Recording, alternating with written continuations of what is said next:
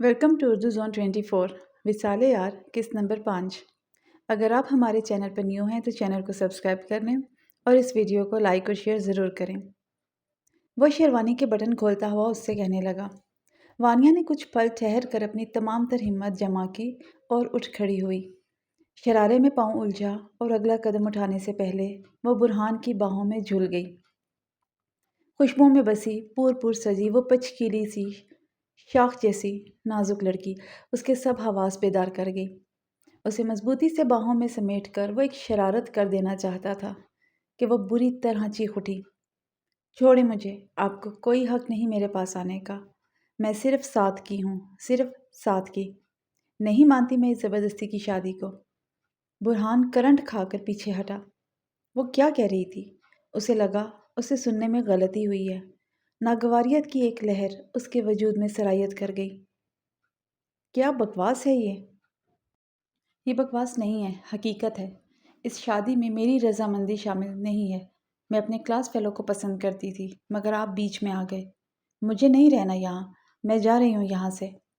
उसका दिमाग उलट चुका था। एक अनजान शख्स के सामने वो जिस दीदा दलेरी से डटकर खड़ी थी, ये यकीनन साथ की बातों की वजह से था। बुरहान पर बैक वक्त हैरानी और दुख की कैफियत ने हमला किया था। उसके सर पर कोई उसके कांच जैसे ख्वाबों की दीवारें तर तर गिरा रहा था। ये सब उसकी तवक्कुआत के बिल्कुल खिलाफ था। अरमानों का जंगल जलकर खाक हो गया था। सामने एक बदकिरदार लड़की खड़ी थी जो बेहद ढिठाई और बेशर्मी से अपने नए नवेले शोहर के सामने अपने इश्क की दास्तान सुना रही थी। जब्त करते करते भी बुरहान का हाथ उठ गया। वानिया के लिए ये रिएक्शन बिल्कुल गैर मुतवक्के था। वो लहरा कर बिस्तर पर जा गिरी थी। शिद्दत जब्त से बुरहान की आंखें लहू रंग हो गई थी। बेड की पाकती पर एक जोरदार लात मारकर उसने औंधे मुंह पड़ी वानिया को सख्ती से पकड़कर अपने रूबरू खड़ा किया। मैं बहुत इज्जतदार आदमी हूँ। तुम्हारी बेहूदगी मैंने बर्दाश्त कर ली है, मगर इस कमरे से बाहर ये बात किसी को पता चली तो जान निकाल दूंगा तुम्हारी। अब इसे तुम ज़बरदस्ती समझो, जुल्म या फिर सज़ा। मेरे निकाह से तो तुम अब कभी नहीं निकल सकती, इसलिए दोबारा ये सब मेरे सामने मत कहना। उसने वानिया को ज़ोर से झटक कर परे किया और वॉशरूम में घुस गया। वो जो उसके पहले झटके से ही नहीं संभली थी, सीधी दीवार से जा लगी। वो क्या कह गया था ये? और ख़ुद उसे क्या हो गया था? वो क्यों इतनी बेहाल हो गई थी कि बुरहान के सामने वो सब कुछ कह दिया जो उसे वाकई नहीं कहना चाहिए था। उसके एक थप्पड़ ने वानिया के दिमाग ठिकाने लगा दिए थे। और वो क्या कह रहा था कि अब कभी मुझे यहाँ से नहीं जाने देगा। ये क्या कर दिया मैंने? उसे याद आया कि साथ की बातों से उसे किस कदर शर्मिंदगी हुई थी। क्या ये उसका असर था? उसे शिद्दत से फहद याद आया। पता नहीं अब ये क्या करेगा। वो अब भी दीवार से लगी यही सब सोचे जा रही थी। उधर वो वॉशरूम से सफ़ेद कुर्ता शलवार में धुले चेहरे के साथ बाहर निकला तो उसे साबका पोजीशन में खड़ा देखकर ठटका। अब किस मराकबे में चली गई? क्या सोचा था तुमने? कोई फिल्म चल रही है कि एक काठ का उल्लू मिल गया है जिसे तुम अपने इश्क की कहानी सुनाओगी और वो तुम्हें तुम्हारे महबूब से मिला देगा? जाओ, जाकर ये सब कुछ चेंज करो। नफ़रत हो रही है मुझे तुम्हारे इस रूप से। वो तकिया झाड़ कर सीधा लंबा लेट गया। वानिया की रीढ़ की हड्डी में सनसनाहट दौड़ गई। वो बिना कोई जवाब दिए उसके हुक्म की तामील में लग गई। उसके मंजर से हटते ही बुरहान की बर्दाश्त जवाब दे गई। कुछ लम्हों पहले तक उसके एहसासात कितने मुख्तलिफ थे। उसे किस बात की सज़ा मिली थी वो समझ नहीं पाया। उसकी पाक ज़िंदगी का ये सिला था कि एक ऐसी लड़की उसके नसीब में लिख दी गई थी जो पहले ही अपने जज्बात और एहसासात किसी पर लुटा चुकी थी। कैसी भूल हुई थी उन माँ बेटे से इस मासूम सूरत लड़की को पहचानने में। चेहरे तो धोखा देते ही हैं, उसे मानना पड़ा।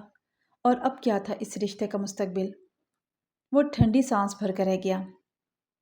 जब भी वानिया कपड़े बदलकर सादा चेहरे के साथ बाहर निकली, बेड के पास खड़े होकर उसने तकिया उठाया और सोफे की तरफ जाने लगी। बुरहान को उसकी फिल्मी हरकत ने शदीद गुस्सा दिला दिया। क्या समझती हो तुम खुद को? यहाँ लेटने से तुम्हारी इज्जत के लाले पड़ जाएंगे। हालांकि मैं ऐसा चाहूँ तो दुनिया का कोई कानून मुझे नहीं रोक सकता। मगर बात यह है वानिया बीबी कि मेरा सेल्फ कंट्रोल बहुत मजबूत है। میری مرضی کے بغیر تم میرے نزدیک تک نہیں آ سکتی، کجا کہ میں تمہاری طرف خود ہاتھ بڑھاؤں۔ شرافت سے یہاں لیٹو، کوئی سین کریٹ کرنے کی ضرورت نہیں، سمجھی؟ وہ پھر دھاڑتا ہوا اس کے رونگٹے کھڑے کرنے لگا۔ وانیا کانپتی ہوئی واپس بیڈ پر آ کر لیٹ گئی۔ برہان نے مکمل فاصلے سے دوسری طرف کروٹ بدلی اور آنکھوں پر ہاتھ رکھ لیا۔ وانیا چور نظروں سے اسے دیکھتی رہی۔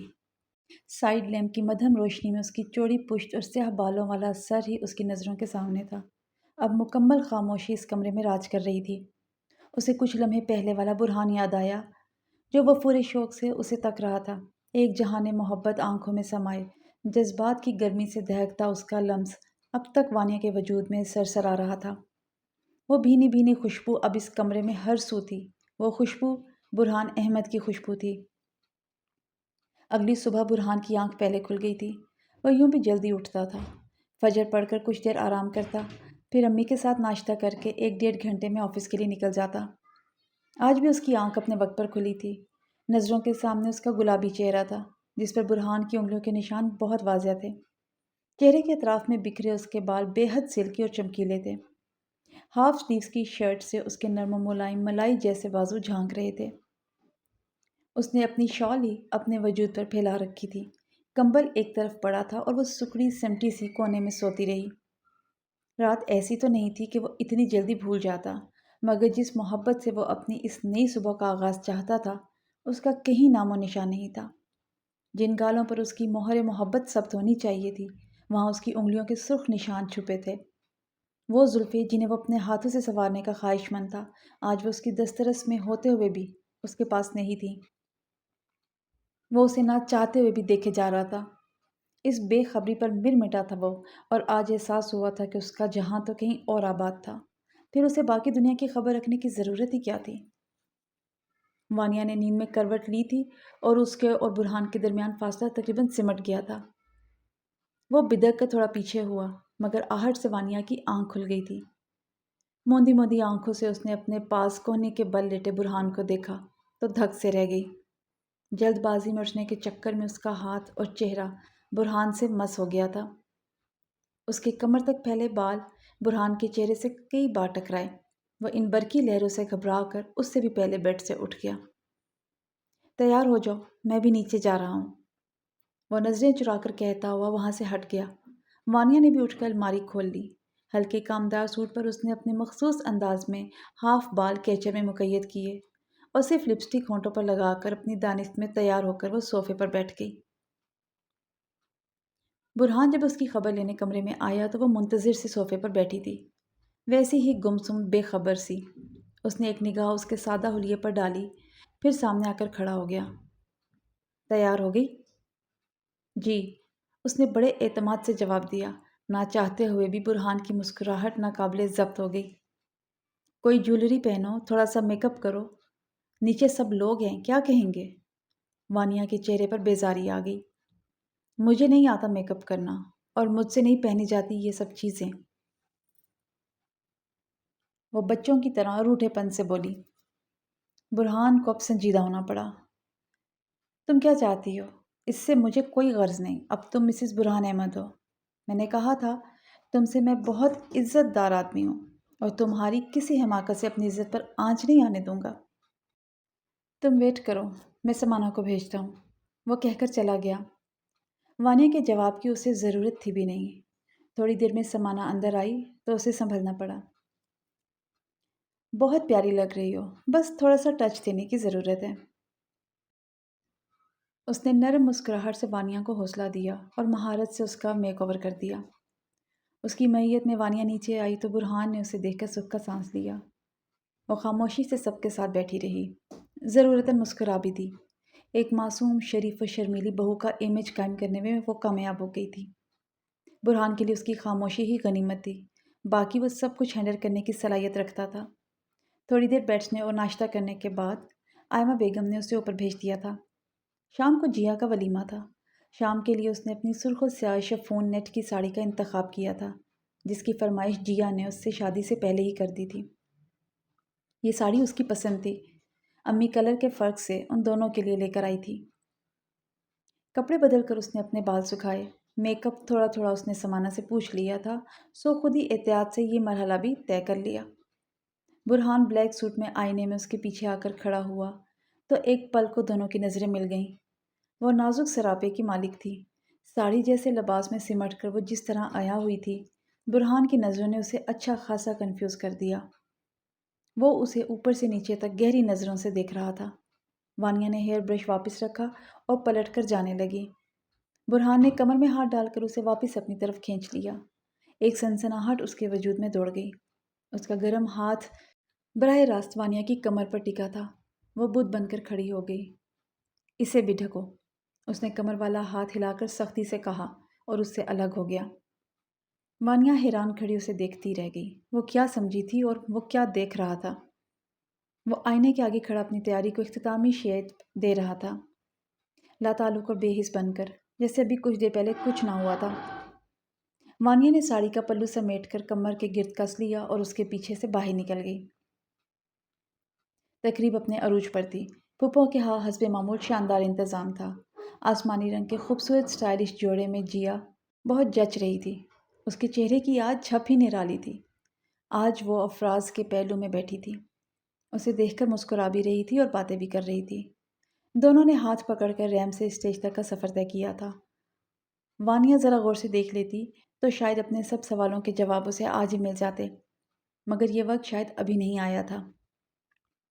دوسری طرف برہان ہر ممکن حد تک کامیاب شادی کا ثبوت دینا چاہتا تھا۔ وانیہ کو پہلو میں لیے وہ سب سے مل رہا تھا، چہرے پر بشاش مسکراہٹ تھی۔ وانیہ نے کوئی مزاحمت نہیں کی تھی، جدھر وہ کہتا ہاتھ تھامے چل دیتی۔ جیا سے ملی تو وہ ایک نظر میں اس کے چہرے کا سوناپن بھام گئی تھی، مگر موقع نہ تھا کہ سوال کرتی۔ فہد آیا تو بہت محبت سے اسے گلے لگا کر پوچھا، خوش ہو؟ وہ محض سر ہلا کر رہ گئی۔ کیا کہتی کہ کیا کر چکی ہے؟ اپنی بربادی کا پروانہ اپنے ہی ہاتھوں سے اپنے مجازی خدا کو تھما چکی ہے۔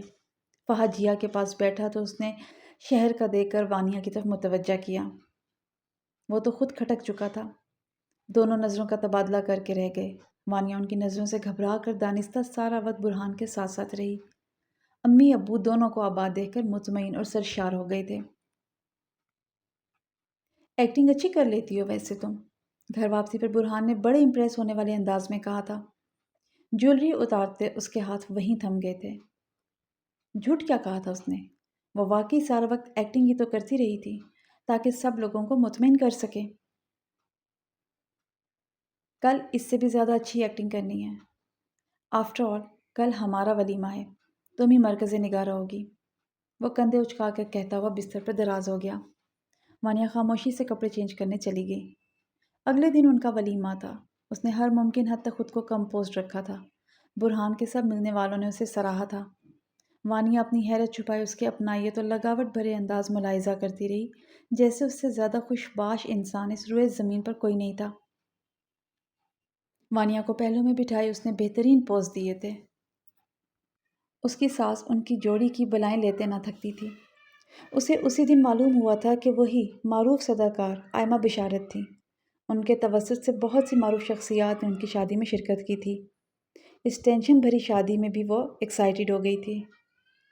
ایک زمانے میں اسے ریڈیو کا بہت کریز تھا، وہ تقریباً سبھی کو جانتی تھی۔ آئمہ نے سب کو اس سے فرداً فرداً ملوایا تھا۔ سمانہ سبھی فرینڈز کا لیگز اس سے مل کر بہت خوش ہوئے تھے۔ وقت نے اسے کہاں لا کھڑا کیا تھا۔ کبھی وہ بلا ضرورت کسی سے بات تک نہ کرتی تھی اور آج انجان لوگوں کے جلوہ میں ہو کبھی اس کے لبوں سے مسکراہٹ جدا نہ ہو رہی تھی۔ چاہے جھوٹی ہی صحیح۔ شادی کے ہنگامے تھمے تو برہان نے آفس جانا شروع کر دیا۔ سمانہ کی ہاؤس جاب شروع ہو گئی تھی، وہ بھی مصروف ہو گئی تھی۔ پیچھے وہ اور آئمہ رہ جاتی۔ اس کی شادی واقعی کسی لینڈ لارڈ کے گھر میں ہو گئی تھی۔ اسے ایسا ہی لگتا۔ صفائی، برتن، کپڑوں سے لے کر کھانا تک پکانے کے لیے نوکر آتے تھے۔ اسے واقعتاً مل ہل کر پانی بھی نہیں پینا پڑتا تھا۔ آئمہ کی معذوری کے سبب برہان نے گھر میں ہر طرح کی آسانی کر رکھی تھی، کیونکہ وہ اور سمانہ دونوں ہی مصروف رہتے تھے۔ پھر آئمہ بھی شروع سے ورکنگ ویمن رہی تھی، اسی لیے اس گھر میں نوکر ہمیشہ سے رہے تھے۔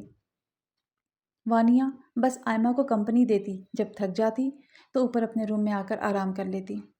وہ سب کے سب کشادہ ذہن کے لوگ تھے۔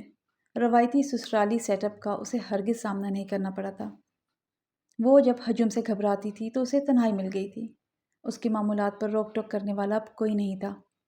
آئمہ کی اپنی روٹین تھی، انہوں نے ایک متحرک زندگی گزاری تھی، سو وہ اب بھی کچھ نہ کچھ مصروفیات اپنے لیے نکالے رکھتی تھی۔ برہان اور اس کی یوں بھی کوئی خاص بات چیت تو تھی نہیں، وہ اپنے ذاتی کاموں کے لیے بھی اسے مخاطب نہیں کرتا۔ وانیہ اب ذہنی اور جسمانی دونوں لحاظ سے بالکل تنہا ہو گئی تھی۔ شادی کے تیسرے ہفتے جیا اور افراز بھائی فائنلی اسلام آباد جا رہے تھے۔ امی نے گھر پر دعوت رکھی تھی، برہان کو خصوصی تاکید کی تھی۔ اسے یوں بھی جانا ہی تھا کہ افراز سے اس کے اپنے تعلقات بھی تھے۔ بہت دنوں بعد گھر جانے کی خوشی میں وہ ساری کوفت اور بیزاری بھلائی تیاری میں لگی ہوئی تھی۔ برہان 7 بجے تک آ گیا تھا۔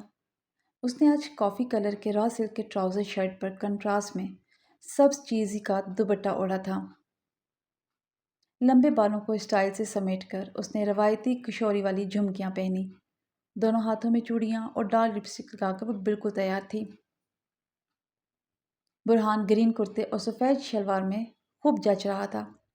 آئینے میں بال بناتے ہوئے اس نے اسے نظر بھر کر دیکھا جو اپنی ازلی بے خبری میں چوڑیوں سے کھیلنے میں مصروف تھی۔ چہرہ بہت فریش لگ رہا تھا۔ کھرنے والے پیروں کو جھلاتی ہوئی وہ کم عمر کنواری دوشیزہ ہی لگ رہی تھی۔ ایک دھواں سا برہان کے دل سے اٹھنے لگا۔ اسے اندیکھی آگ میں جلا کر بھی وہ کتنی پرسکون تھی۔ یہ روپ کس کے لیے سجایا تھا جب اسے سرانے والا کوئی تھا ہی نہیں؟ یا شاید اسے برہان کی تعریفوں کی ضرورت ہی نہیں تھی؟ اسے بے وجہ ہی اس پر غصہ آنے لگا۔ یہ تیاریاں کس لیے کی گئی ہیں؟ کیا وہ بھی وہاں آ رہا ہے؟ اپنی طبیعت کے خلاف ایک آگ لگاتا جملہ اس کی طرف پھینک کر اس کا ری ایکشن دیکھنے کے لیے وہ عین اس کے سامنے آ بیٹھا۔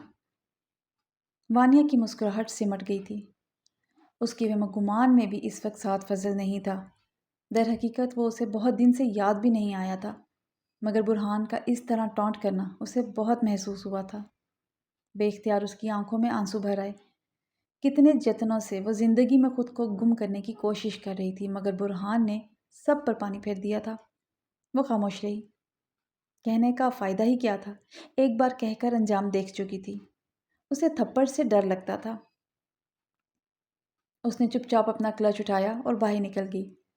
برہان کو اس کی خاموشی بہت محسوس ہوئی۔ وہاں سے بے سکون کرنا چاہتا تھا، مگر اسے یوں خاموشی سے آنسو بہاتا دیکھ کر وہ خود بھی بے چین ہو گیا تھا۔ دل میں پچھتاوا سا ہوا، ناحق اس کے لبوں سے مسکراہٹ چھین لی۔ کتنی پیاری لگ رہی تھی وہ کچھ دیر پہلے۔ وقت کی تنگی محسوس کرتے ہوئے وہ سر جھٹک کر باہر نکل گیا۔ وانیہ کے گھر ان کا بھرپور استقبال کیا گیا۔ برہان ایک طرف ابو اور افراز بھائی کے ساتھ بیٹھا تو وہ بھی سامنے رکھے صوفے پر امی کے ساتھ بیٹھ گئی۔ اس کی اپنی امی سے کبھی دوستی نہیں رہی تھی۔ در حقیقت اس کی اپنے گھر میں کسی سے بھی دوستی نہیں تھی۔ سب اسے چھوٹا اور کم عقل ہی سمجھتے تھے اور وہ زیادہ تر تنقید کی زد میں ہی رہتی تھی۔ امی اور جیا کی کافی انڈرسٹینڈنگ تھی۔ جیا اور فہد کی بھی ذہنی ہم آہنگی بہت زیادہ تھی۔ ابو بس ابو تھے، وہ بچوں کے دوست کے ہرگز نہیں تھے۔ وہ سختی نہیں کرتے تھے، مگر انہوں نے خود کو ہمیشہ بس اپنی ذمہ داریاں نبھانے تک ہی محدود رکھا تھا۔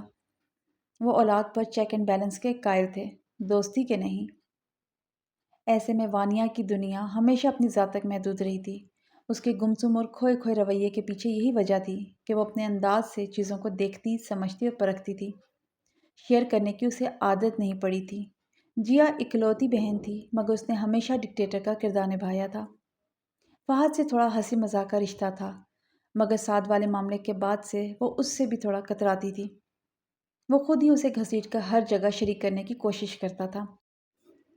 اب بھی جب امی اس سے رسمی باتیں پوچھ کر کچن میں چلی گئیں تو فہد دھپ کر کے اس کے ساتھ آ بیٹھا۔